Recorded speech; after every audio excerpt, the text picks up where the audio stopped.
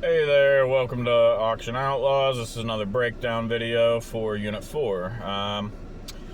Unit 4 was a very interesting one. It was not your typical unit by any means. It was actually two units combined into one from a local storage facility. So the items were all over the place because it was, not all one person. It was multiple different people and just...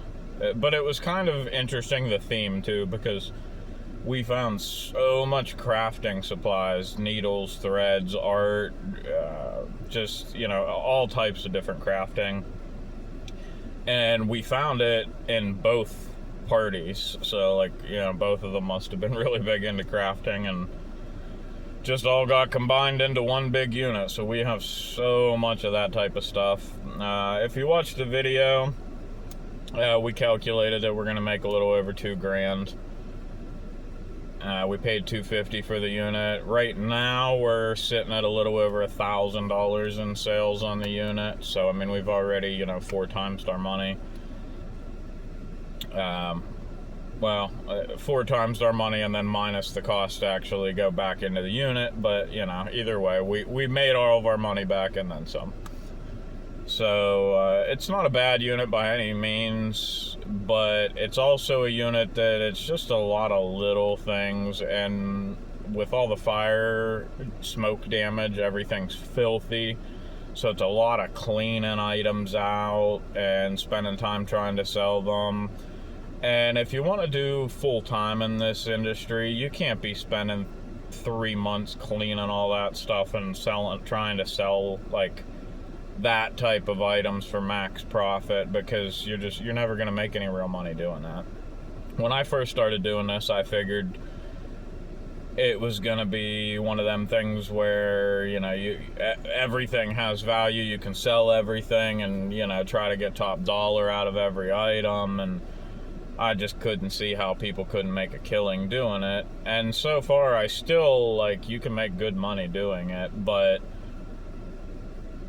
it all depends on how you go about doing it. When I first started, I wanted to do it by myself, but I was a little anxious, I was like, well, it's a lot of work, I'd have to quit my job, and I don't really want to quit my day job, because what if I don't make enough money doing it? Then I gave up my job, I'm going to lose my house, I'm going to lose everything, so I was like, maybe this is just a dumb idea. When I started talking to a few people and letting them know, what my plans were, my thoughts, and I figured somebody'd tell me it was dumb and talk me out of it, but everybody that I talked to was like, that's a great idea, can I get in on it with you?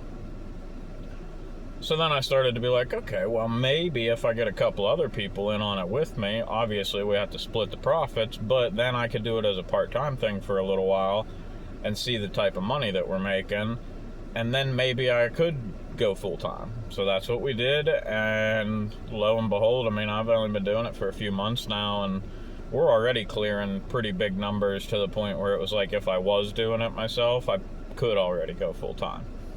Now, it'd be a hell of a lot more work, but I would also not be working my full-time job, so doing all the extra work myself wouldn't be as big of a deal either.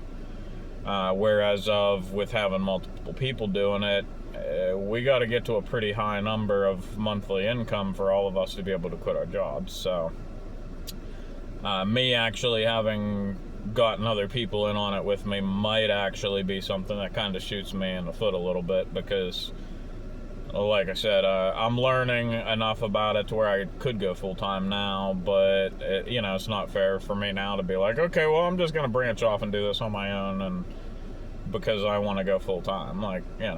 Maybe at some point down the road, I might go full-time, even if they're not willing to yet, and, maybe I will do a little bit of some extra units on the side or something, just, to make sure all my expenses are covered. But it's more the treasure hunt. I really enjoy it, and anybody watching this stuff, most likely you're in it for the treasure hunts as well. Now, if you're watching these breakdowns, that might be a little different. Maybe you're interested in the treasure hunt aspect of it. Maybe you're interested in learning how to do this. One thing I can definitely say is, when I started doing this, like I said, I thought, maximize profit out of every unit, and you can do that. but it's tough. You know, the key thing is you want to just keep getting units and keep getting units and sell stuff, because some items are going to move super fast, some items are going to take a while, so you want to keep new inventory coming in, that way you constantly have stuff going out. So storage space is a huge thing, keeping a good system, because you want to, you know, make sure you don't have a ton of items that you end up forgetting about, end up with death piles, or just stuff that, you know, sitting around that you haven't even got to yet. And it can get overwhelming. That kind of happened to us. We started getting units, and then it was like, oh my god, we have so much stuff, what do we do? And then we were like, okay, why don't we just stop getting units for a little while and take care of this stuff? And that's what we did, and it worked out a lot. And then we got to a point where we were starting to do really, really good, and making a bunch of money, and then started getting units again. And you know, it's trying to find that balance. Now, if you're somebody that has a lot of opportunities as far as you're good at sales, and you got a lot of people in your area, or you got a big eBay store, or you got a little business or something like an actual brick and mortar store you can sell stuff out of, that changes things for you. I live in a very small town. You know, not a lot of big jobs around here, not a lot of people spending a ton of money on stuff. So most of my sales are like flea market, Facebook Marketplace, eBay, which, I mean, that's probably the case with a lot of people. But if you live in some big cities and stuff, you got a lot more options for, you know, specialty shops and collectors, and just a lot more people to sell to in general, even just Facebook Marketplace. You know, I do decent on Facebook Marketplace, but again, I live in a small town. If I lived in a huge city with a lot of people that were using Marketplace, probably be able to sell a lot more stuff through Marketplace. And I saw that Marketplace does shipping and all that now, and that's another thing, learning to do all that. Me personally, I'm not interested in doing the shipping through Marketplace. I do have an eBay store, which we link in all of our videos, and you know, not every item that we have from the units goes into eBay. I think we have like 100 and some items in there right now.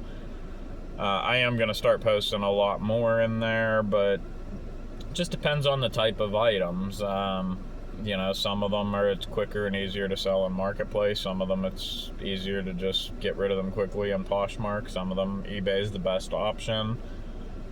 I'm still learning with eBay, where I'm trying to get a top seller badge on eBay, because that helps boost your visibility, and constantly posting new items for sale on there helps boost your visibility. But everybody keeps saying that Whatnot is the way to go, and that you can do live auctions and you can sell a ton of items. And from all the research I've done, that seems to be true, but it's also, you need to have a following.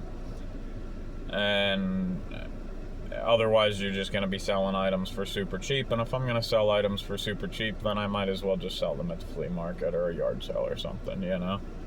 So, we really do want to do this full time, and I think we're going to manage to get it to a full-time gig just from the storage aspect of it, like not social media.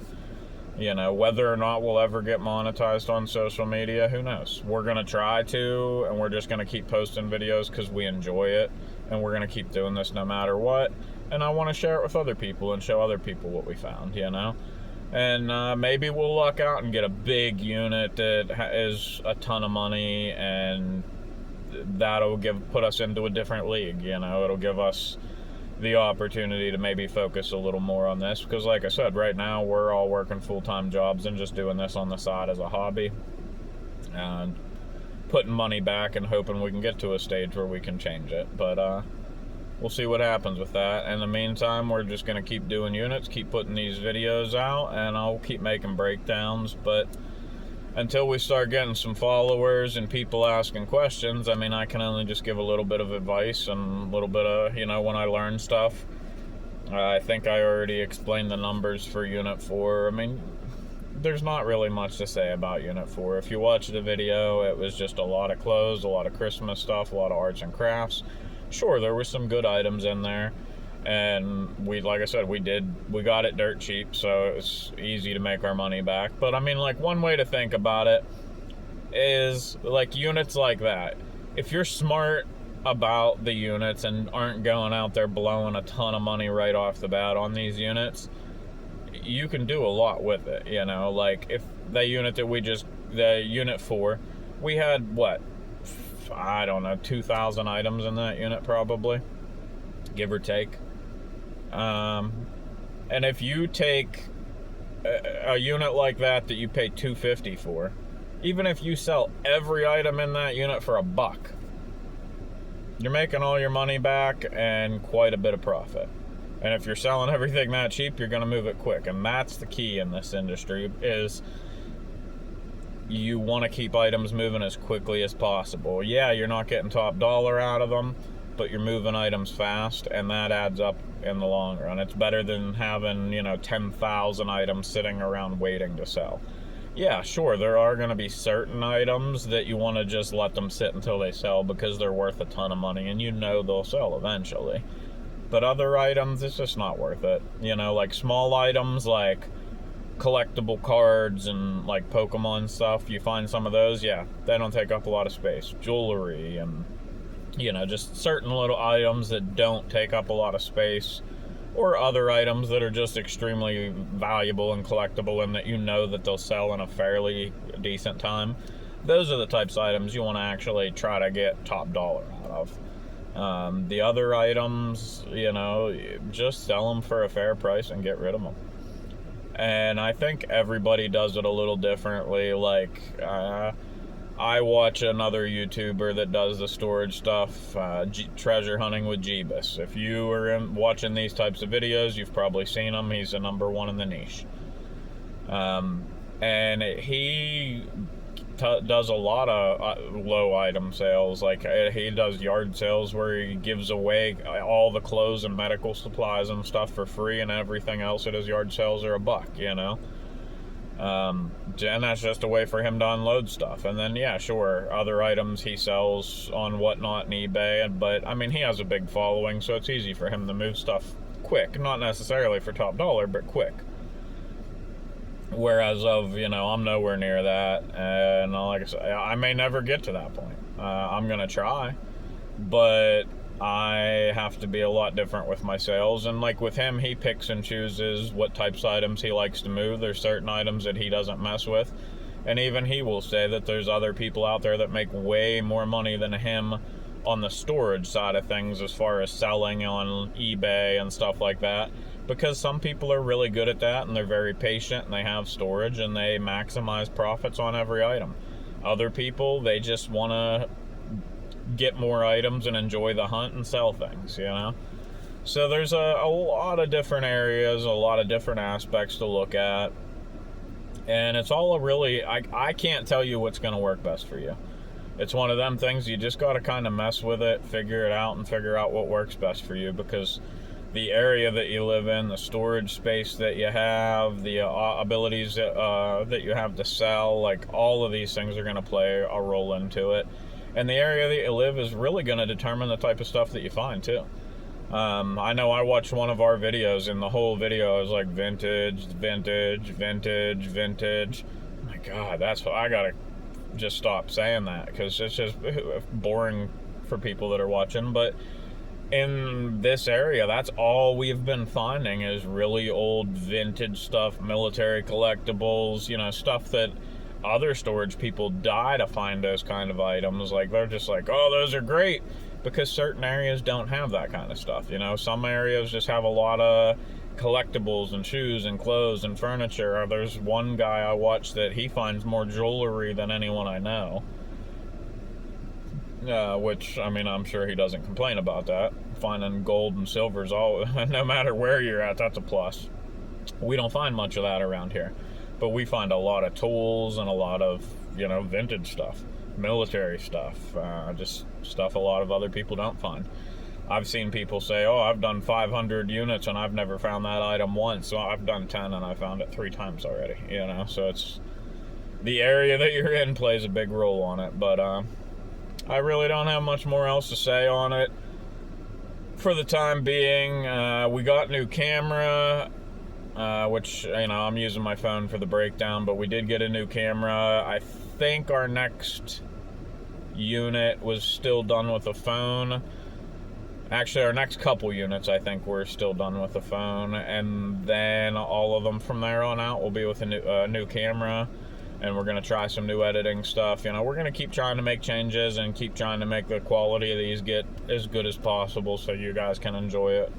But don't feel hesitant to drop a comment, like and subscribe, follow along with us, and watch the growth, and we're always looking for feedback, and we're always willing to answer questions and try to help out. We just want to have fun with this and hope other people enjoy the ride with us. So I'll see you on the next one. Thanks.